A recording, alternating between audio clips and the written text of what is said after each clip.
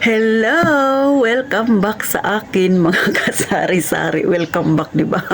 So, napansin ninyo, nakangiti na ang ati Tintin ninyo. Kamusta po kayo? Kamusta ang hapon ninyo? Okay ba ang benta? Kaya ati Tintin, nagpapasalamat ako sa Panginoon kasi maganda naman ang benta despite na may nangyaring hindi maganda.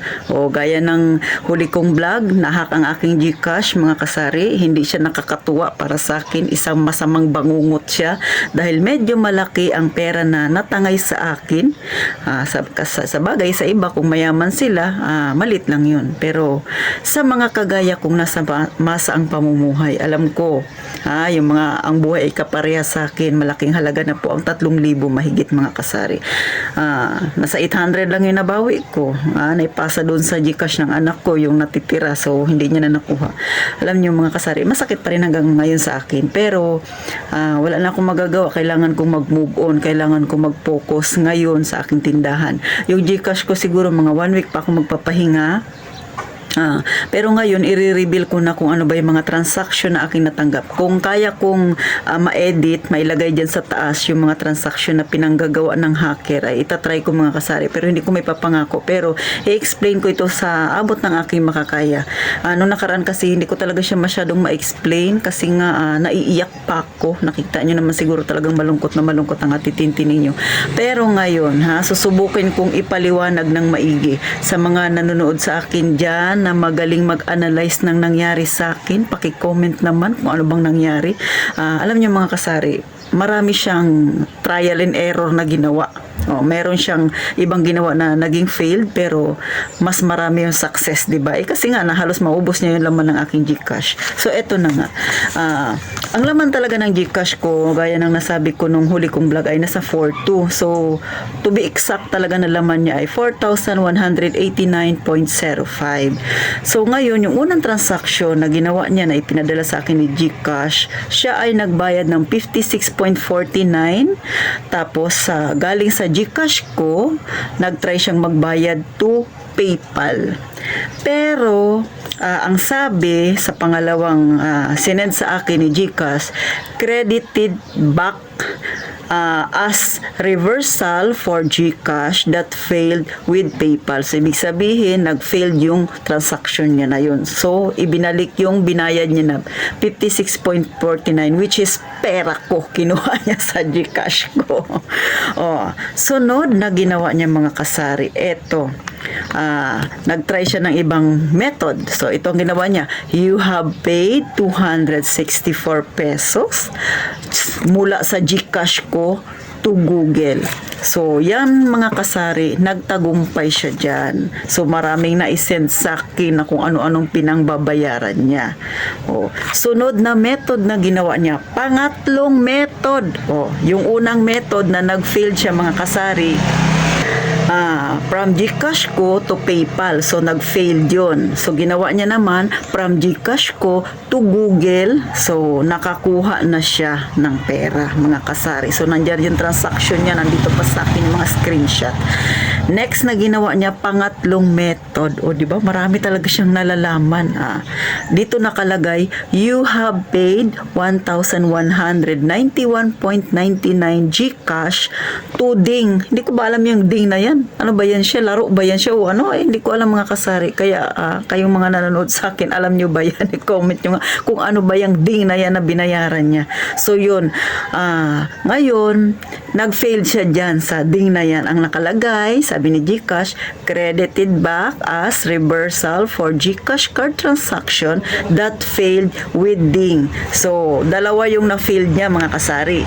Yung unang transact na ginawa niya, yung unang method na ginawa niya na nag-failed siya, yun yung GCash ko to Paymaya. Tapos yung sumunod niyang ginawa, which is talagang nakakuha siya ng pera, is GCash ko to Google. Next na method na ginawa niya, GCash to Ding, which is nag-failed. So, eto na ang pang-apat niya na ginawa. Mga kasari, pay GCash to Google, asterisk, mab. So, sabi ng anak ko, laro daw yun. So, ibig sabihin, yung sa Google, doon talaga siya nag-boom. Doon na nagtuloy-tuloy. Panay pinangbabayad niya. So, to GCash papunta sa Google. So ganun po, yun talaga yung malaki niyang nakuha. Yung una, yung GCash to Google, yun may pinangbabayaran siya, mga 320, mga kung ano-ano. Tapos yung huli, GCash ko to Google, asterisk mob. So hindi ko siya alam kung ano ba yan. Basta ang sabi lang ng anak ko ay sa laro daw yun. So nakita nyo kung gaano katalino yung nanghack sa akin. So hindi ko alam kung saan ba ang may problema doon, basta yung pin ko na nakita niya sa mga tao bang nag-cash in cash out sa akin, or mismo sa system na yan na madaling mahack. Hindi ko po alam, hindi ako nagbibintang. Ito ay pinapaliwanag ko ayon sa experience ko. So kung kayong mga nanonood, magaling kayo mag-analyze ano ba yung mga nangyari na yan, mga kasari. So nung nakaraang vlog ko talagang naiiyak pa ako, pero ngayon tinanggap ko ng kapalaran ko, kailangan ko mag-move on. At nagpapasalamat po ako sa mga subscriber ko, talagang sumuporta sila. Yung iba ay talaga nag-comment pa na Atitin, mababawi mo yan. Thank you po ng marami sa inyo. At saka yung mga nanood, so medyo dumami yung views nung in-upload ko yung huling na i-upload ko, parang 300 plus na sila, mga kasari, na nakapag-views nun. So hindi ko ginawa yung nakaraang vlog ko para magpaawa effect, hindi po. Ginawa ko po yun para maging aware kayo. Hindi ko lang talaga pwedeng maitago yung aking nararamdaman, kaya medyo napaluha ako doon kasi talagang ang bigat-bigat. Pero sa titintin niyo, naka-recover naman kasi Huwebes ng madaling araw na yun nangyari. Biyernes na rin ang umaga yun. So Biyernes, Sabado, Linggo, Lunes, ngayon po ay Martes. So kahit papano, Martes po ngayon, April 16 na ngayon. So nangyari yan ay nung 11 ba? Basta Biyernes ng umaga, madaling araw. Huwebes pa siya, pero syempre Biyernes na siya kinumagahan. So doon siya nangyari. At kahit pa paano, mga kasari, naka-move on na rin ang atitintin ninyo. Hindi pa ako nag-GCash ngayon, pero meron na akong number na naparegistered bago. Gagawan ko ulit ng email.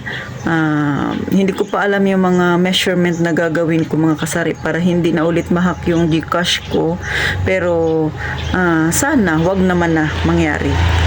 So, pagkatapos kong mag-emote nun, dahil nasaktan talaga ako kasi na-vlog ko yun Sabado Nung Sabado ng hapon ko siya na-vlog. Pero nung Sabado rin na yun ng hapon, mga kasari, yung kapitbahay ko ay nag-i-emote din pala, mga kasari. Bakit ba nag-i-emote? So, usong-uso na talaga yung pagnanakawan. So, kung ako nanakawan ako ng GCash ko, sila po, itong katabi ko lang mismo na bahay, ay nag-shopping to the max ang magnanakaw sa kanila, mga kasari.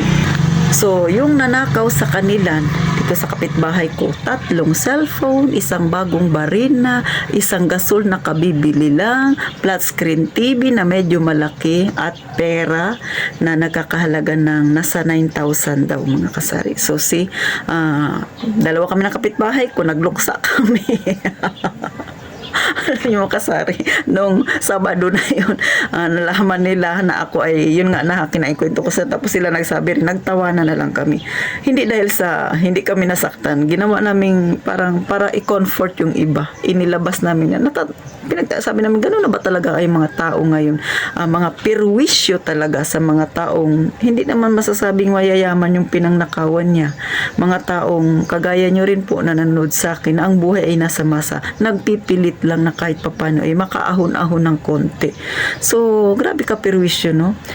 Kaya wala akong ibang masasabing talagang payo na may bibigay, mga kasari, kundi doble-dobling ingat po. Talagang masakit po ang manakawan. Ako nga, GCash ko, nanakawan ako, so napakasakit. 2 beses na ako na-try na nakawan. Ito yung dati, yung nagnakaw sa akin ng paninda. Pero kilala ko, naghabulan kami. So may kwento ko lang, no. Si kapitbahay ko rin yung nagnakaw sa akin. Hanggang ngayon nandito pa rin. So hindi ko alam kung sino yung nagnakaw sa kapitbahay namin. Pero ako kasi may kutob. Pero hindi ko na lang din i-reveal, baka mayari tayo kasi wala naman tayo ebidensya. Pero kutob ko lang. Masakit po. Kaya yung unang nanakawan ako sa paninda dito sa tindahan. Next nga yung GCash ko. So hindi talaga natin masabi, no, kahit anong ingat natin, talagang dumarating yung pagkakataon lang yung hinahanap ng mga tao na yan. Sabi nga minsan ng matatanda, nagiging katatawanan ito, pero sabi nga nila, di ba, magkaroon ka na ng kapitbahay na aswang. wag lang yung magnanakaw kasi daw yung aswang hindi yan tumitira ng kapitbahay niya. Pero yung magnanakaw, abay walang pinipili. Kahit kapitbahay niya, pag inabot ng kate ng kamay, ay bibirahin ka at bibirahin ka. So, ano lang yan, kumbaga mga salita lang yan ng mga sinaunang tao, pero minsan totoo talaga yung sinasabi nila, di ba? Wala na ibang masasabi sa titintin, kundi doble ingat tayo mga kasari, lalo na sa mga kagaya ko dyan, na kumbaga kahit pabarya-barya lang, nagsisikap pa rin para madagdagan yung income. Tapos yung mga ganyang tao walang ginawa kundi mamerwisyo. So paano mga kasari, itatry ko na ilagay dyan sa taas yung mga na-screenshot ko na pinanggagawa ng hacker. Sana nga magawa ko mga kasari. Para kahit papano may idea yung iba dyan. So hanggang dito na lang, mag-iingat tayo, doble-doble mga kasari. Huwag kakalimutan. So paano, mag-pray na lang tayo ng palagi na sana maiwasan ng ganitong sitwasyon na nangyari sa akin. Bye muna mga kasari, mag-iingat tayong palagi.